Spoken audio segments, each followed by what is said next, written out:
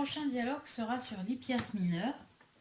Mais avant de commencer la lecture, je voulais poser une question. Comment se fait-il si nous avons perdu les textes grecs et qu'ils ont été traduits par les Arabes et les Latins, que lorsque nous traduisons en français les dialogues de Platon, cela vient du grec? Est-ce que c'est vraiment les textes de Platon originaux ou bien est-ce qu'ils ont été retraduits en grec à partir de l'arabe et du latin? Voilà, par des néoplatoniciens, je pose la question. Alors, Hippias mineur. Personnage du dialogue. Eudikos, Socrate, Hippias. Eudikos. Alors c'est encore écrit sous forme de théâtre avec les prénoms et leur discours. Alors, Eudikos. Et toi, Socrate, pourquoi ne dis-tu rien après cette ample dissertation d'Hippias? Pourquoi ne loues-tu pas avec nous tel ou tel point de son discours, ou ne le réfutes-tu pas si tu crois qu'il a fait quelque erreur? D'autant plus que nous restons seuls entre gens qui prétendent le plus vivement s'intéresser aux entretiens philosophiques. À vrai dire, Eudikos, dit Socrate, il y a dans ce qu'il a dit tout à l'heure sur Homère des points sur lesquels je l'interrogerai volontiers. Ainsi, j'ai entendu ton père Apémentos dire qu'entre les œuvres de Homère, l'Iliade était plus belle que l'Odyssée, d'autant plus belle qu'Achille est meilleur qu'Ulysse, car il prétendait que de ces deux poèmes, l'un avait été composé en l'honneur d'Ulysse, l'autre en l'honneur d'Achille. J'interrogerai donc volontiers Hippias, s'il s'y prêtait, sur ce qu'il pense de ces deux héros, lequel est à son avis le meilleur, puisque, aussi bien, il a traité tant de questions variées à propos d'autres poètes et d'Homère en particulier. Eudikos. Eh bien, il est certain qu'Hippias ne refusera pas, si tu lui fais quelques questions, de te répondre. N'est-ce pas, Hippias, que si Socrate t'interroge, tu lui répondras? Quelle est ton intention? Hippias. Vraiment, Eudikos, je me conduirais d'une façon bien étrange si moi, qui ne manque pas de venir d'Élis, où j'habite, à Olympie, dans l'assemblée solennelle des Grecs, chaque fois que reviennent les Jeux, moi qui me rends dans le temple et m'offre à discourir, à la demande du premier venu, sur les sujets que j'ai préparés en vue de la séance que je dois donner, et pour répondre à toute question qu'on veut me poser, je me dérobais aujourd'hui aux questions de Socrate. Socrate. Heureux homme que tu es, Hippias, de pouvoir à chaque Olympiade aller au temple avec une telle confiance dans ton esprit et dans ta science. Je serais surpris qu'aucun athlète rompu aux exercices du corps allât combattre là-bas avec autant d'assurance et de confiance que tu déclares toi en avoir dans ton intelligence. Hippias. J'ai des raisons, Socrate, d'avoir confiance, car depuis que je viens concourir à Olympie, je n'ai jamais rencontré quelqu'un qui me fût supérieur en rien. Socrate. C'est un lustre éclatant, Hippias, pour la ville d'Élis et pour tes parents, qu'une réputation de science comme la tienne. Mais qu'as-tu à nous dire sur Achille et sur Ulysse? Lequel des deux juges-tu le meilleur, et en quoi? Quand nous étions nombreux à l'intérieur et que tu prononçais ton discours, je n'ai pas bien suivi ce que tu disais et je n'osais pas t'interroger, parce qu'il y avait foule et que je ne voulais pas entraver ton exposition par mes questions. Mais à présent que nous sommes moins nombreux et que Dikos m'invite à te questionner, réponds-moi et explique-nous clairement ce que tu disais sur ces deux héros. Quelle distinction faisais-tu entre eux? Hippias. Oui, Socrate, je veux bien expliquer encore plus clairement que tout à l'heure ce que j'ai dit sur eux et sur d'autres. Je déclare donc qu'Homère a représenté Achille comme le meilleur de ceux qui allèrent à Troie, Nestor comme le plus sage, et Ulysse comme le plus rusé. Ah, Hippias, dit Socrate, est-ce que tu voudrais être assez aimable pour ne pas te moquer de moi si j'ai peine à comprendre ce que tu dis et si je multiplie mes questions? De grâce, essaye de me répondre doucement et paisiblement. Hippias. Il serait vilain de ma part, Socrate, quand j'enseigne cela même à d'autres et que je demande à être payé pour cela, de ne pas être indulgent pour toi lorsque tu m'interroges et de ne pas te répondre avec douceur. Socrate. C'est fort bien parlé. Voyons donc. Quand tu as dit qu'Achille avait été représenté comme le meilleur, je pensais comprendre ta pensée. Et de même quand tu as dit que Nestor était le plus sage, mais quand tu as ajouté que le poète avait représenté Ulysse comme le plus rusé, à te dire la vérité, je ne comprends pas du tout ce que tu veux dire par là. Dis-moi donc pour voir si maintenant je comprends mieux, si Achille n'a pas été représenté par Homère comme un homme rusé. Hippias. Pas du tout, Socrate, mais comme très simple et très sincère. Et la preuve, c'est que dans les prières, quand il les fait converser ensemble, il fait ainsi parler à Achille et Ulysse. Fils de Laërte, issu de Zeus, ingénieux Ulysse, il faut te dire mon intention sans détour, comme je l'exécuterai et que je crois qu'elle s'accomplira. Car je hais à l'égal des portes d'Hadès celui qui cache une chose dans son esprit et en dit une autre. Pour moi, je vais te dire ce qui sera accompli. Ces vers font voir le caractère de l'un et de l'autre. Celui d'Achille, véridique et simple, celui d'Ulysse, rusé et menteur. Car c'est Achille que le poète fait ainsi parler à Ulysse. Socrate. À présent, Hippias, il me semble que je comprends ta pensée. Tu appelles menteur l'homme rusé à ce qu'il paraît. Hippias. Justement, Socrate, car c'est ainsi qu'Homère a représenté Ulysse en un passage de l'Iliade et de l'Odyssée. Socrate. Homère pensait donc à ce qu'il semble qu'un homme véridique est différent d'un menteur et qu'on ne saurait les confondre. Hippias. Sans doute, Socrate. Socrate. Est-ce aussi ton avis à toi, Hippias? Hippias. Absolument, il serait bien singulier que j'en eusse un autre. Socrate. Maintenant, laissons de côté Homère, puisqu'il est impossible de l'interroger sur ce qu'il avait dans l'esprit quand il a composé ces vers. Et puisque apparemment tu te portes garant de son opinion et que tu partages le sentiment que tu lui prêtes, réponds à la fois pour Homère et pour toi. Puis Hippias. Je le ferai, seulement demande-moi brièvement ce que tu veux. Socrate. Les menteurs, selon toi, sont-ils par exemple incapables de faire quelque chose, comme les malades, ou capables de faire quelque chose? Hippias. Selon moi, ils sont capables, et même fort capables, de faire beaucoup de choses, et en particulier de tromper les autres. Socrate. Ils sont donc, à ce qu'il paraît, d'après ce que tu dis, capables et rusés, n'est-ce pas? Hippias. Oui. Socrate. Mais sont-ils rusés et trompeurs par sottise et manque de bon sens, ou par fourberie et par une sorte d'intelligence? Par fourberie, dit Hippias, avant tout, et par intelligence. Socrate. Ils sont donc intelligents, à ce qu'il paraît. Hippias. Oui, par Zeus, ils ne le sont que trop. Socrate. Mais avec leur intelligence, ne savent-ils pas ce qu'ils font ou le savent-ils? Hippias. Ils le savent et même fort bien. C'est pour cela qu'ils sont des coquins. Socrate. Mais sachant ce qu'ils savent, sont ceux des ignorants ou des gens habiles? Hippias. Habiles à coup sûr, au moins dans leur art même de tromper. Socrate. Arrête un moment, remémorons-nous quelle est ta pensée. Tu dis que les menteurs sont des gens capables, intelligents, savants et habiles aux choses sur lesquelles ils sont menteurs. Hippias, je le dis en effet. Socrate. Et que les gens véridiques et les menteurs sont différents et opposés les uns aux autres. Hippias, je le dis. Socrate. Poursuivons. À ce qu'il paraît, les menteurs sont, d'après ce que tu dis, au nombre des gens capables et habiles. Hippias, assurément. Socrate. Et quand tu dis que les menteurs sont capables et habiles, entends-tu qu'ils sont capables précisément en ceci, qu'ils mentent, s'ils le veulent, ou qu'ils sont capables de comprendre les choses sur lesquelles ils mentent? J'entends qu'ils en sont capables, dit Hippias. Socrate. Donc, pour nous résumer, les menteurs sont ceux qui sont habiles et capables en fait de mensonges. Hippias. Oui. Socrate. Ainsi, un homme qui est incapable de mentir et qui est ignorant ne saurait être un menteur. Hippias, c'est la vérité. Socrate. Mais on est capable d'une chose quand on peut faire ce qu'il veut au moment où on le veut. Je ne parle pas d'un homme empêché par la maladie ou par une cause du même genre, mais par exemple, tu es capable d'écrire mon nom quand tu le veux. Voilà ce que je veux dire. N'est-ce pas celui qui peut agir de même que tu appelles capable?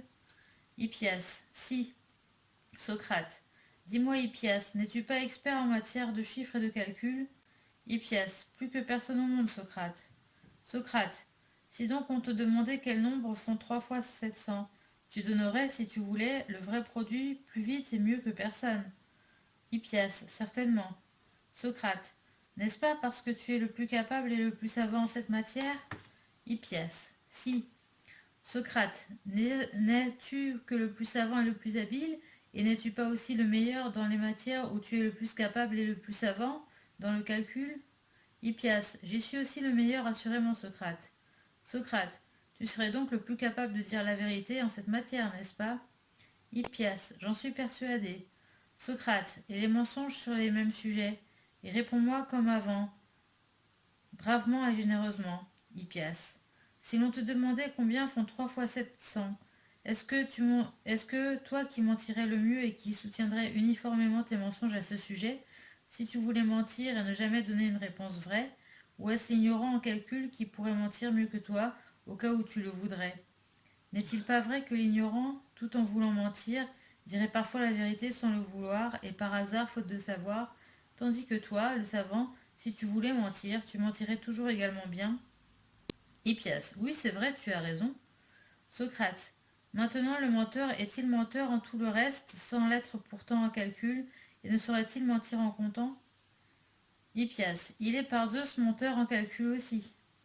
Socrate, admettons donc aussi, Hippias, qu'en calcul et en arithmétique, il y a des menteurs. Hippias, oui. Socrate, maintenant quelle sorte d'hommes peuvent être ces trompeurs? Ne faut-il pas qu'ils aient, s'ils doivent être menteurs, ce dont tu convenais tout à l'heure, la capacité de mentir, car celui qui est incapable de mentir, tu as déclaré, si tu t'en souviens, qu'il ne saurait jamais être menteur. Oui, je m'en souviens, je l'ai bien déclaré, dit Hippias. Socrate, n'as-tu pas proclamé tout à l'heure que tu étais l'homme le plus capable de mentir en matière de calcul? Hippias, oui, cela aussi je l'ai dit.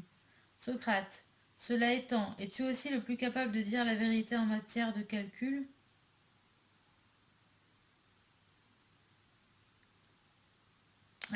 Oui, parce que tout à l'heure il a dit mentir en matière de calcul et là il dit dire la vérité en matière de calcul.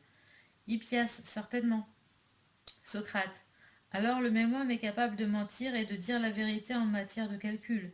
Et celui-là, c'est l'homme qui s'y entend, le calculateur. Hippias, oui. Socrate, alors Hippias, qui sera menteur sur les nombres, sinon celui qui s'y entend? Car c'est lui qui en est capable, et c'est lui aussi qui est véridique. Hippias, c'était évident. Socrate, tu vois donc en cela le même est menteur et véridique, et que l'homme véridique n'est pas meilleur que le menteur, car c'est le même, assurément, et ils ne sont pas le contraire l'un de l'autre, comme tu le croyais tout à l'heure. Hippias, il paraît que non, du moins en ce cas. Socrate, veux-tu que nous examinions la question à la lumière d'un autre exemple? Hippias, oui, si tu veux. Socrate, n'es-tu pas expert en géométrie aussi? Hippias, si. Eh bien, dit Socrate, en géométrie, n'en est-il pas de même? N'est-ce pas le même homme qui est le plus capable de mentir et de dire la vérité sur les figures, le géomètre habile? Hippias, si. Socrate, en cette manière, y en a-t-il quelque autre qui excelle? Hippias, il n'y en a pas d'autre. Socrate, c'est donc le bon et savant géomètre qui est le plus capable de ces deux choses. Et s'il y a un homme qui monte sur les figures, c'est lui le bon géomètre, car il est celui qui en est capable, tandis que l'ignorant, nous l'avons vu, est incapable de mentir. Aussi l'on ne saurait devenir menteur si l'on est incapable de mentir. Nous en sommes convenus. Hippias, en effet.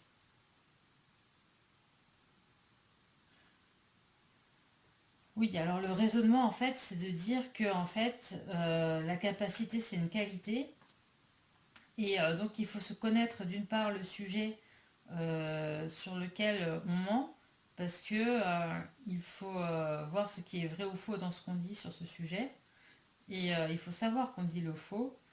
Et ensuite, il faut aussi être capable de mentir. Donc, c'est deux qualités que Socrate essaye de donner aux menteurs. Alors, donc je reprends. Aussi, l'on ne saurait devenir menteur si l'on est incapable de mentir, nous en sommes convenus. Hippias, en effet. Socrate, maintenant prenons encore un troisième exemple, l'astronomie. C'est un art où tu crois être le plus savant encore que dans les précédents, n'est-ce pas, Hippias? Hippias, oui. Socrate, eh bien en astronomie aussi, n'en est-il pas de même? Hippias, c'est du moins vraisemblable, Socrate. Socrate, donc en astronomie aussi, s'il y a un menteur, c'est le bon astronome qui serait le menteur, étant l'homme capable de mentir, ce n'est pas en effet celui qui est incapable car il est ignorant. Hippias, évidemment. Socrate, j'en conclus qu'en astronomie aussi, c'est le même homme qui dit la vérité et qui ment. Hippias, il le semble. Socrate, allons Hippias, fais ainsi à loisir la revue de toutes les sciences et vois s'il n'en est pas de même pour toutes. Tu es certainement l'homme le plus habile du monde dans la plupart des arts. Ne t'ai-je pas entendu autrefois t'en vanter en énumérant tes multiples et enviables talents sur l'agora devant les comptoirs des banquiers?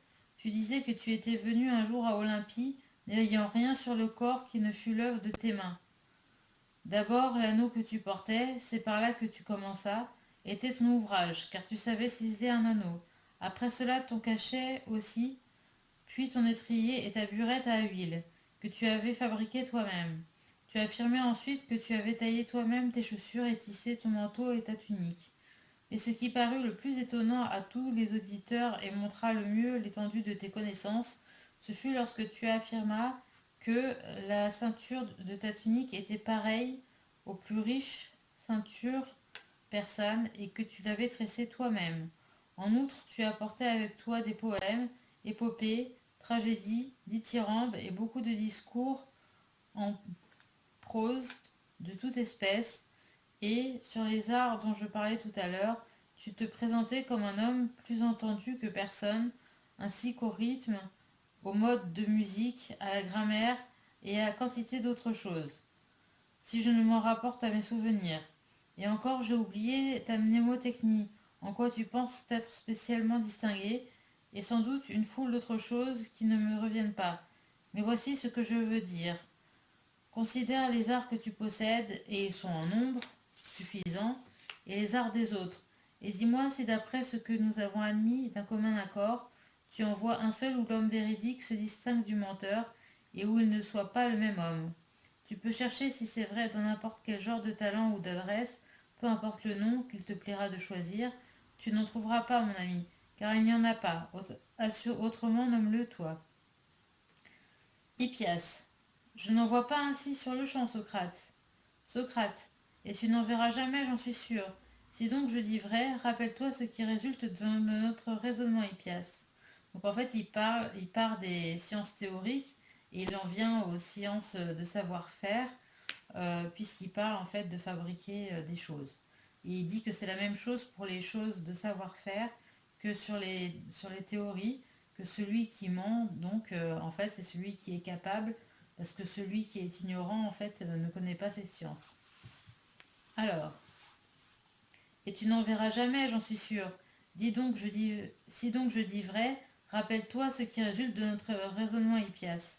Hippias, je ne vois pas bien, Socrate, où tu veux en venir. Socrate, c'est qu'en ce moment, tu ne te sers pas peut-être de ton talent mnémotechnique. Tu crois évidemment qu'il n'y a pas lieu. Eh bien, c'est moi qui vais réveiller tes souvenirs. Tu te rappelles que tu disais d'Achille qu'il était véridique et qu'Ulysse était un menteur et rusé? Hippias, oui, Socrate. Or à présent il est prouvé, tu le sais, que le même homme est à la fois menteur et véridique, en sorte que si Ulysse était menteur, il devient en même temps véridique, et que si Achille était véridique, il est aussi menteur, puisqu'ils sont capables en fait, et ces héros, loin d'être différents et contraires, sont semblables l'un à l'autre. Hippias. Ah, Socrate, voilà les raisonnements que tu te plais toujours à tisser. Tu détaches ce qu'il y a de plus difficile dans un sujet, tu t'y attaches, tu le traites par petits morceaux au lieu de t'en prendre au sujet entier qu'on discute. Mais je vais encore une fois. Ah oui, on disait ça de Socrate, qu'il morcelait les parties d'un raisonnement, d'un discours, pour en fait arriver à autre chose. Mais je vais encore une fois, si tu veux bien, te démontrer avec force preuve et en bonne forme qu'Homère a représenté Achille meilleur qu'Ulysse et incapable de mensonge, tandis qu'il a fait l'autre rusé, très menteur et inférieur à Achille. De ton côté, si bon te semble, oppose discours à discours et prouve qu'Ulysse est meilleur. De la sorte, la compagnie verra mieux qui de nous deux parle le mieux. Socrate. Certes, je ne conteste pas, Hippias, que tu ne sois plus savant que moi, mais j'ai toujours eu l'habitude, quand quelqu'un dit quelque chose, d'y prêter attention, surtout lorsque celui qui parle me paraît être un savant. Dans mon désir d'apprendre ce qu'il dit, je multiplie les questions, je repasse et je rapproche ce qu'il a dit pour le comprendre. Mais si celui qui parle me paraît commun, je ne fais pas de questions et je ne me soucie pas de ce qu'il dit. Tu reconnaîtras par là ceux que j'estime savants, car tu me verras m'attacher à leurs paroles et les questionner pour m'instruire et en tirer profit. C'est ainsi que, pendant que tu parlais, j'ai fait une remarque. dans les vers que tu as cités tout à l'heure, pour montrer qu'Achille parle à Ulysse comme à un bavard menteur. Il me semble étrange, si tu dis vrai, qu'on ne voit nulle part Ulysse mentir, lui le rusé, et qu'Achille, au contraire, d'après ce que tu as dit, fasse montre de ruse car il ment.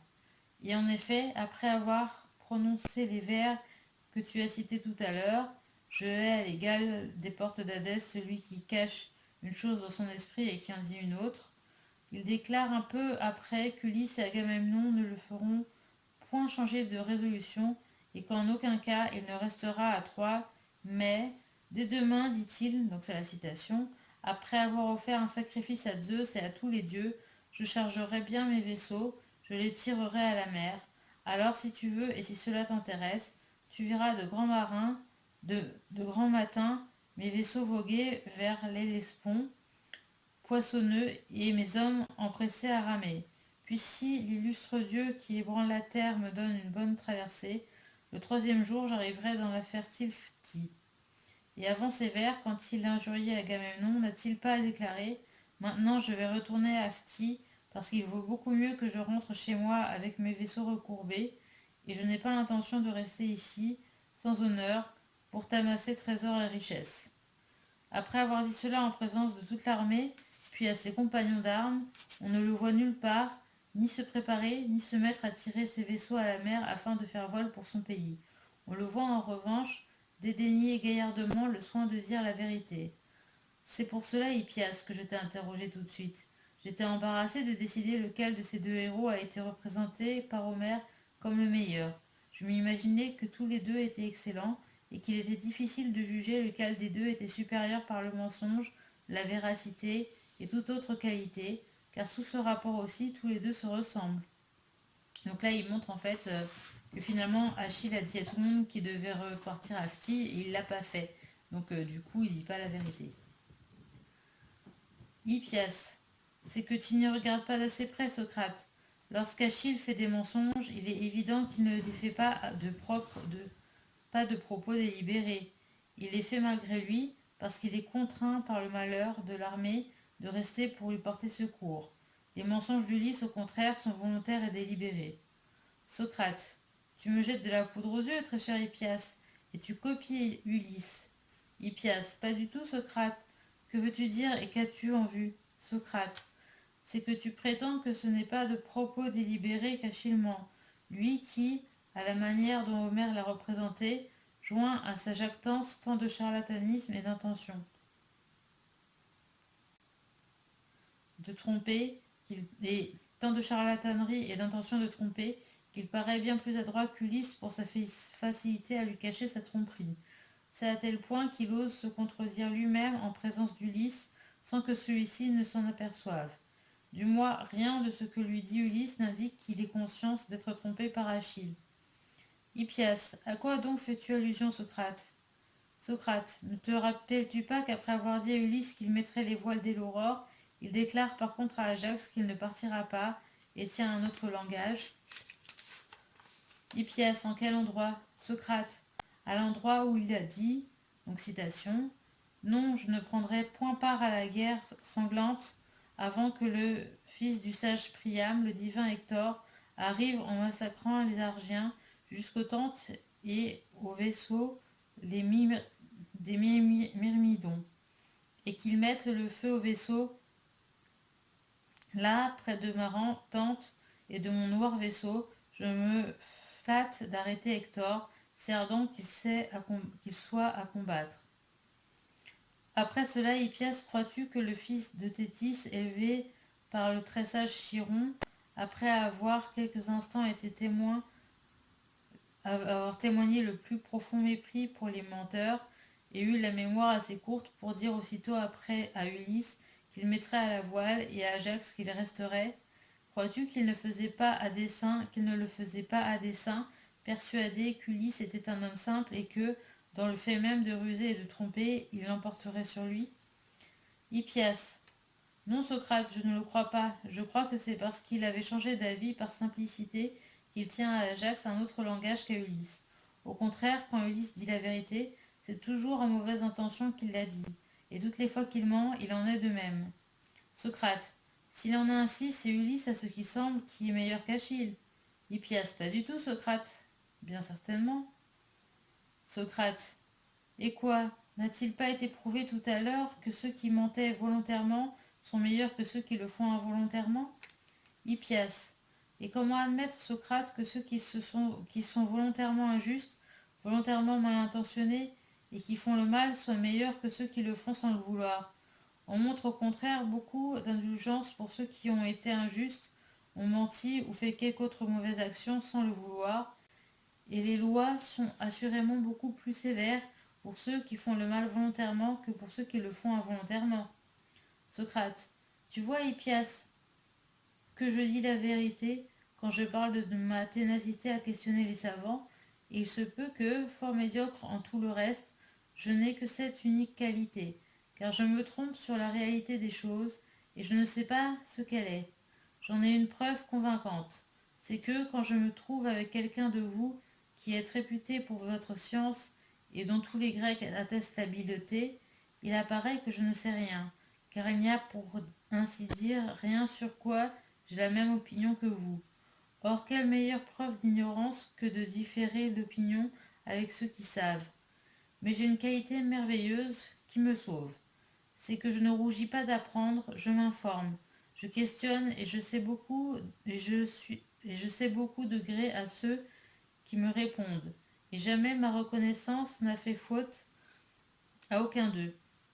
Jamais je n'ai nié que je m'étais instruit auprès de quelqu'un et je ne me suis jamais attribué ce que j'avais appris comme ma propre découverte. Au contraire, je loue celui qui m'a instruit comme un homme qui sait, et je publie ce que j'ai appris de lui.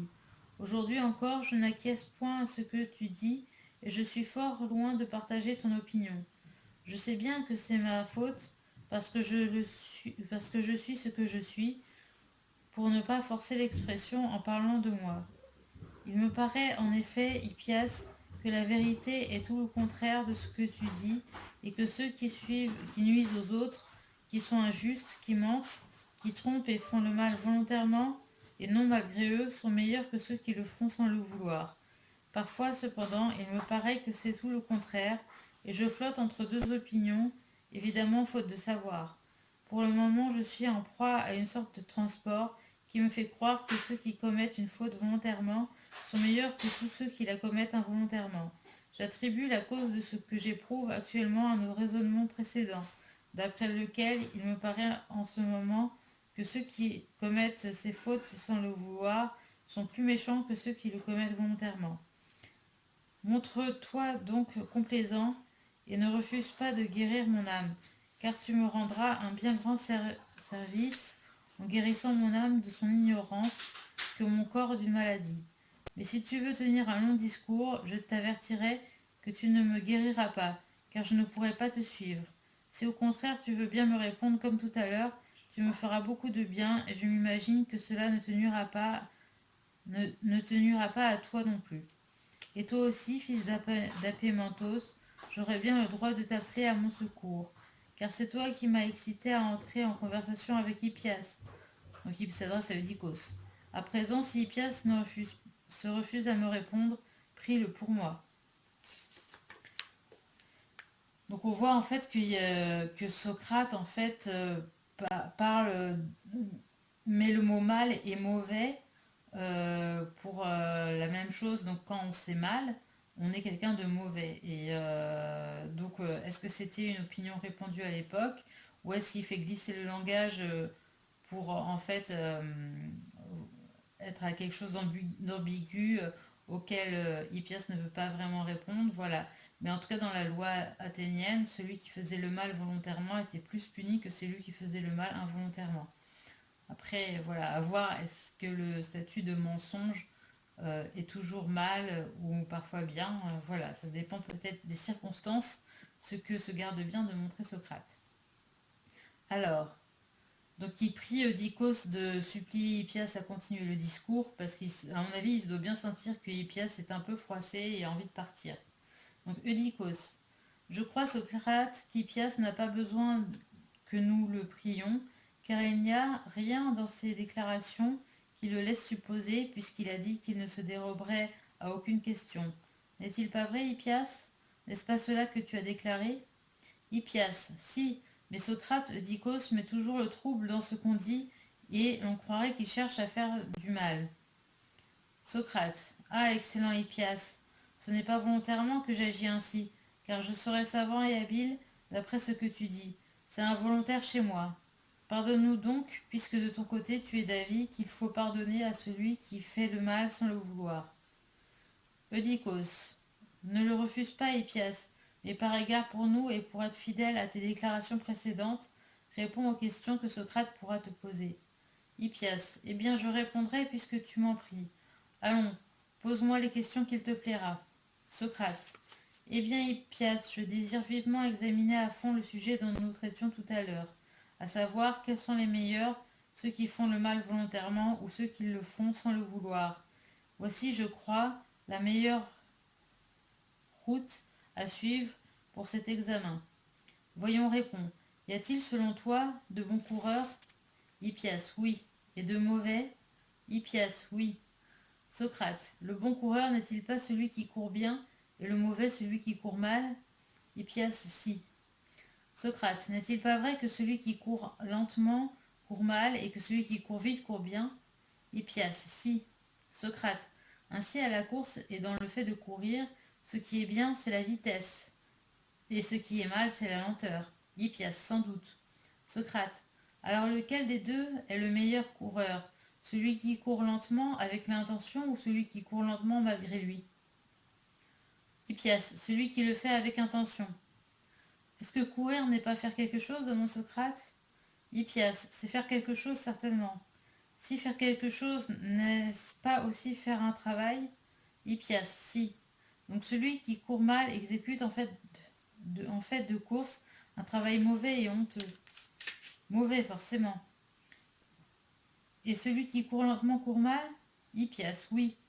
Alors le bon coureur, dit Socrate, fait volontairement ce travail mauvais et honteux, et le mauvais le fait malgré lui. Hippias, il semble. Donc à la course, celui qui fait un mauvais travail involontairement est moins bon que celui qui le fait volontairement. Hippias, en matière de course, oui. Socrate, et à la lutte, quel est le meilleur lutteur?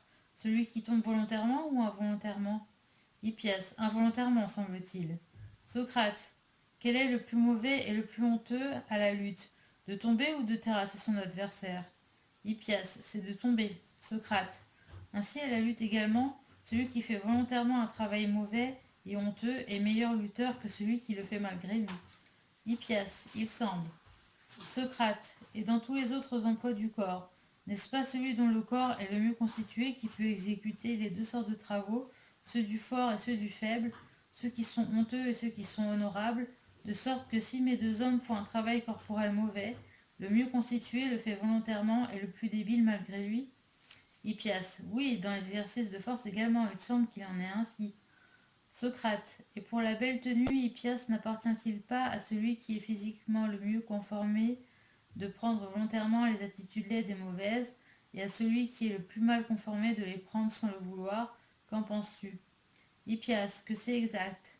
Socrate, ainsi le mauvais tenue aussi, la mauvaise tenue aussi, quand elle est volontaire, provient de la qualité du corps, et quand elle est involontaire, de sa défectuosité? Hippias, c'est évident. Socrate, et la voix, qu'en dis-tu? Quelle est selon toi la meilleure, celle d'un homme qui détonne volontairement ou d'un homme qui détonne sans le vouloir?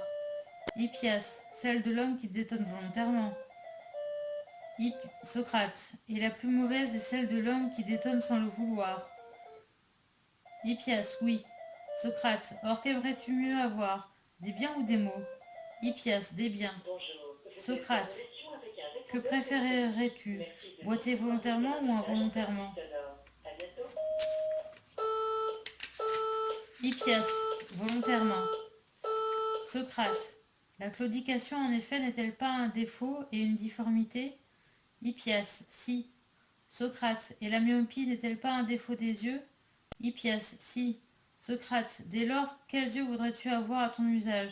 Ceux avec lesquels on voit peu et mal volontairement, ou ceux avec lesquels on voit mal involontairement? Hippias, les premiers.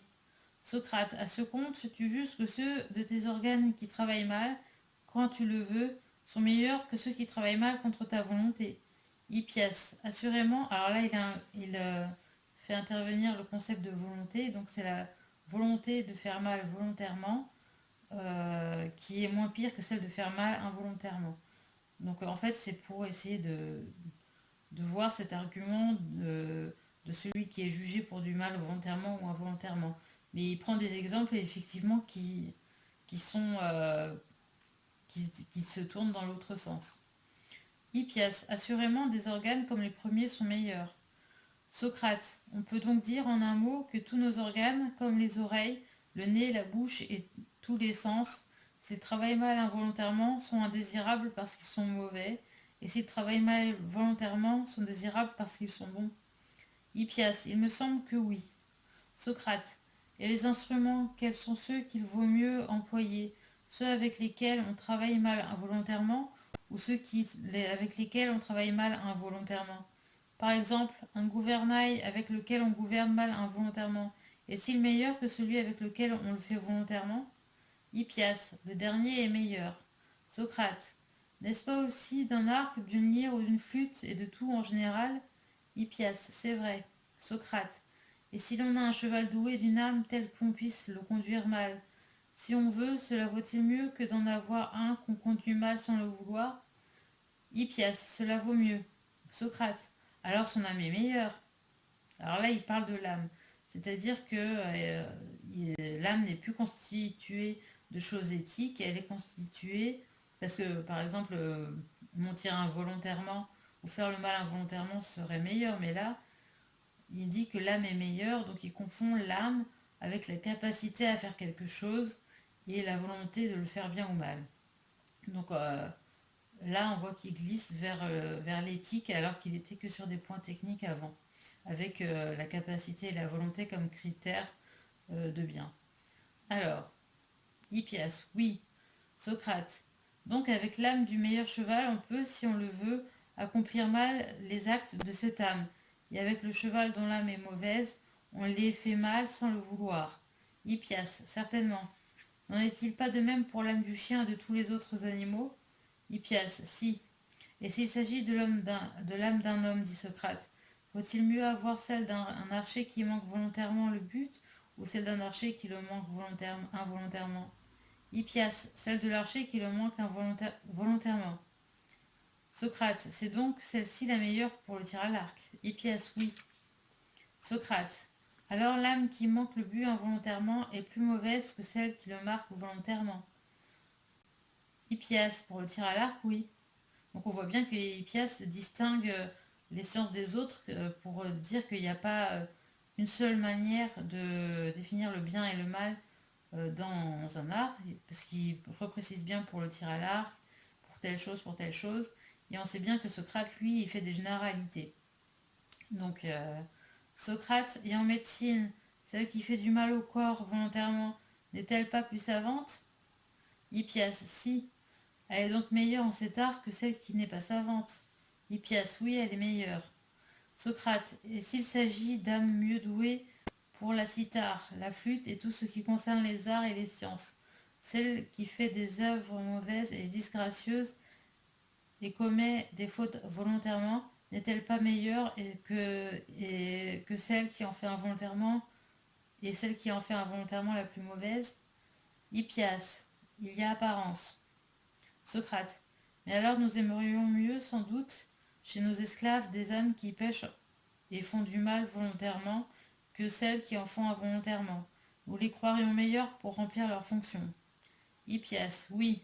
Socrate, et notre âme à nous, ne voudrions-nous pas qu'elle fût aussi bonne que possible? Hippias, si. Socrate, or ne sera-t-elle pas meilleure si elle fait du mal et commet des fautes volontairement que si elle en fait involontairement? Hippias, pourtant Socrate, combien il serait étrange que ceux qui sont volontairement injustes fussent meilleurs que ceux qui le sont involontairement. Socrate, c'est cependant une conséquence évidente de ce qui a été dit. Hippias, évidente, pas pour moi. Socrate, je le croyais telle, Hippias, pour toi aussi, mais continue à me répondre. La justice n'est-elle pas une force ou une science ou les deux à la fois? n'est-elle pas nécessairement une de ces choses? Hippias, si. Socrate, si la justice est une force de l'âme, l'âme la plus forte n'est-elle pas la plus juste? Car une telle âme nous a paru excellent Hippias, être la meilleure. Excellent Hippias, être la meilleure. Hippias, elle nous a paru telle en effet. Socrate, et si c'est une science, l'âme la plus savante n'est-elle pas la plus juste et la plus ignorante la plus injuste? Alors donc voilà, il dit que le juste, c'est plus une valeur morale, c'est en fait c'est l'aboutissement du savoir, que on sait ce qui est juste et injuste. euh, et donc avec tous les exemples précédents, ça sème un peu la confusion. Hippias, si. Socrate, et si elle est l'une et l'autre, n'est-ce pas l'âme qui possède à la fois la science et la force qui est la plus juste, et la plus ignorante la plus juste? Cela n'est-il pas nécessaire? Hippias, il y a apparence. Or la plus forte, dit Socrate, et la plus savante, n'est-ce pas elle qui nous est apparue comme la meilleure et la plus capable de réaliser à la fois ce qui est beau et ce qui est laid en toute espèce de travail? Hippias, si. Socrate, donc quand elle fait des choses honteuses, elle les fait volontairement par sa force et par son art, et la force et l'art, pris tous les deux ensemble ou séparément, relèvent de la justice.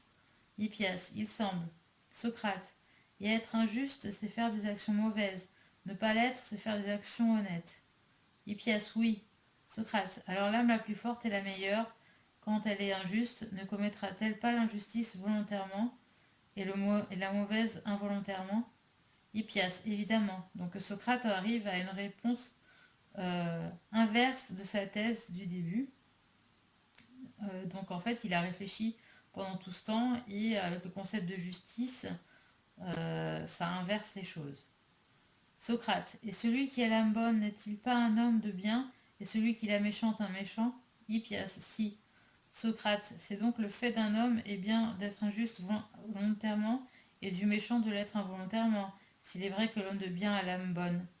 Hippias, mais il l'a réellement. Socrate, en conséquence, celui qui pêche et fait des actes malhonnêtes et injustes volontairement, celui-là, Hippias, s'il en existe un qui soit tel, ne saurait être que l'homme de bien. Hippias, cela Socrate, il m'est impossible de te l'accorder. Donc non, finalement, Socrate soutient sa thèse de dire que celui qui fait des mauvais actes volontairement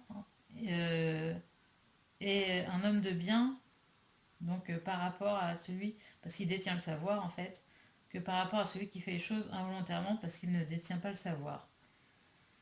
Mais Hippias, donc qui respecte la loi athénienne, dit cela Socrate, il m'est impossible de te l'accorder.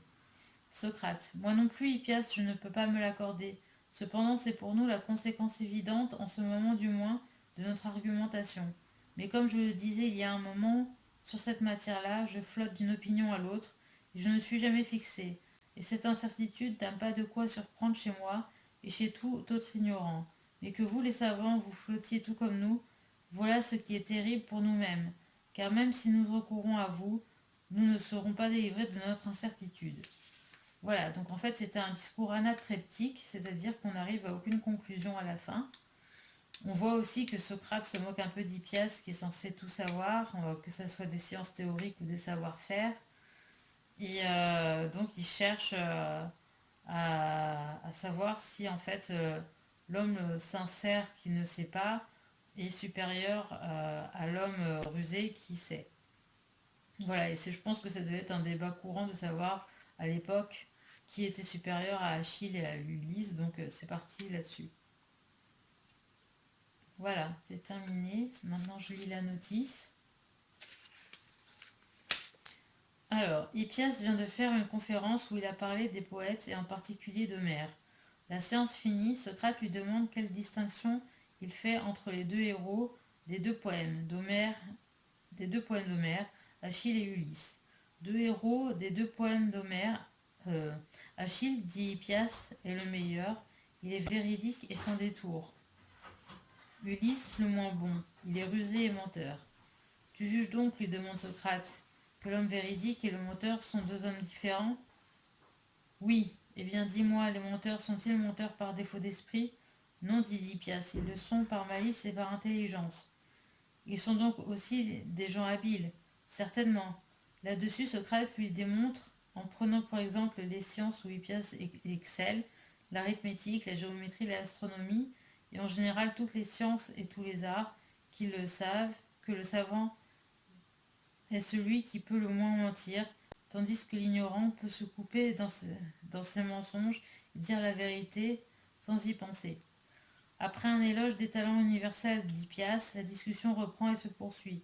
Il résulte de ce qui précède que le même homme est trompeur et véridique, de sorte que si Ulysse était trompeur, il devient en même temps véridique, et que si Achille était véridique, il est trompeur.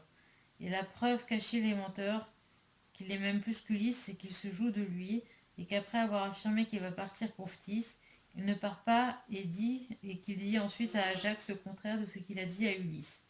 Oui, dit Hippias, mais il ne ment pas de propos délibérés, comme Ulysse. C'est justement en cela, réplique Socrate, qu'Ulysse est meilleur qu'Achille. Alors, objecte Hippias, ceux qui sont injustes de propos délibérés seraient meilleurs que ceux qui le sont involontairement. Cependant, la loi est beaucoup plus sévère pour les premiers que pour les seconds.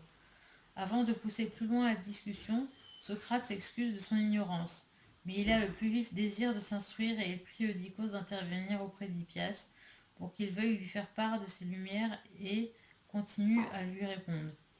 Hippias y consent. Lequel est le meilleur coureur demande Socrate, celui qui court lentement parce qu'il le veut ou celui qui court lentement malgré lui? C'est le premier, répond Hippias. Là-dessus, Socrate énumère une foule d'exemples du même genre et fait avouer aux sophistes qu'il en est de même pour la lutte et les autres exercices du corps, pour la voix, la claudication, la myopie, l'usage des instruments et des animaux, le tir à l'arc, la médecine, les esclaves et nous-mêmes. Alors oui, voilà, il y a des esclaves dans Athènes, ce qui est choquant à notre époque, mais c'était comme ça. Hippias s'est laissé arracher des aveux à toutes ces questions, mais il n'est pas convaincu et il en revient à sa première objection, que ceux qui sont volontairement injustes ne sauraient être meilleurs que ceux qui le sont involontairement. Socrate essaie de le forcer dans ce dernier retranchement. La justice, lui demande-t-il, n'est-elle pas une force ou une science, ou les deux à la fois? Dès lors, l'âme la plus forte et la plus savante, que nous avons reconnue pour la meilleure, n'est-elle pas aussi la plus juste, et en même temps la plus capable de commettre l'injustice volontairement?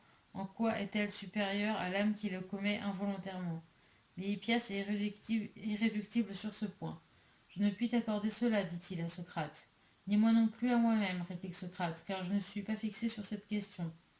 On a voulu voir dans ce dialogue un simple badinage où Socrate persifle l'ignorance d'Hippias, comme il fait celle de Tidème dans la conversation rapportée par Xénophon.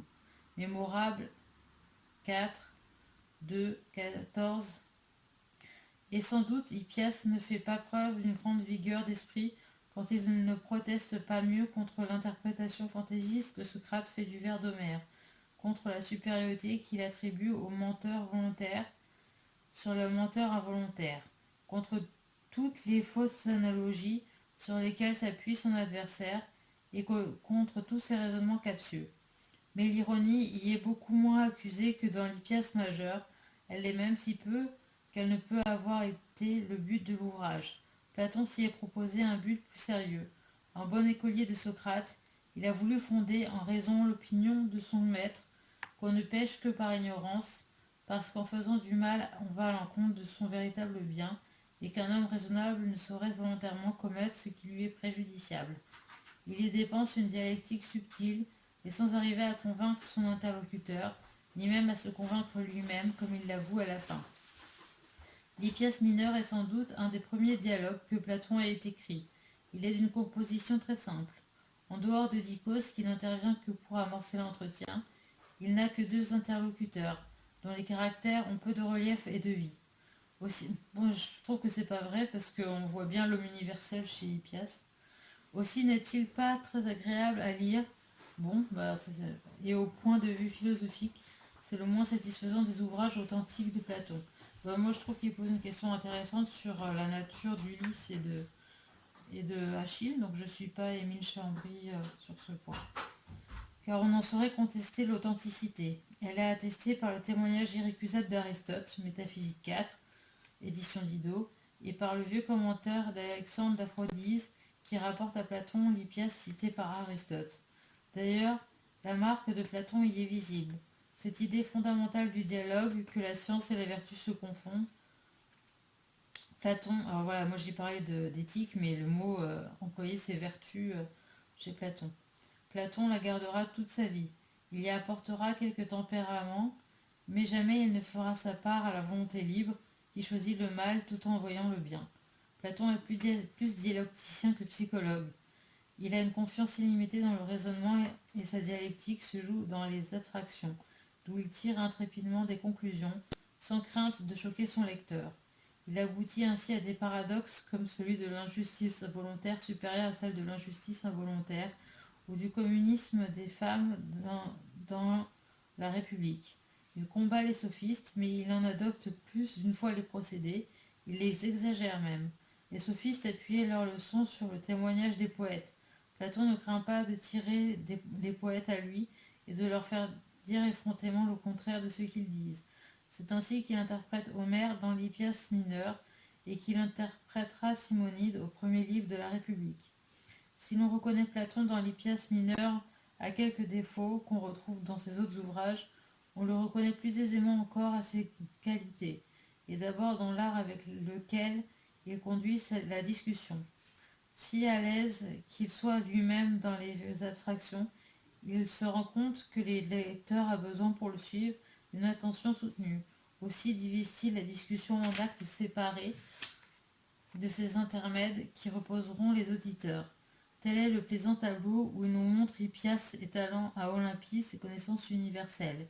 Tel aussi l'aveu que Socrate fait de son ignorance, que rachète, il est vrai, un ardent désir de savoir, et la prière faite à Eudicos pour qu'il décide Hippias à continuer de répondre.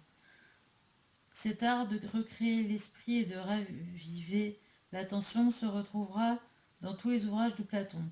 Enfin, ce qui confirme le mieux l'authenticité de l'Hippias mineur, c'est la langue et le style.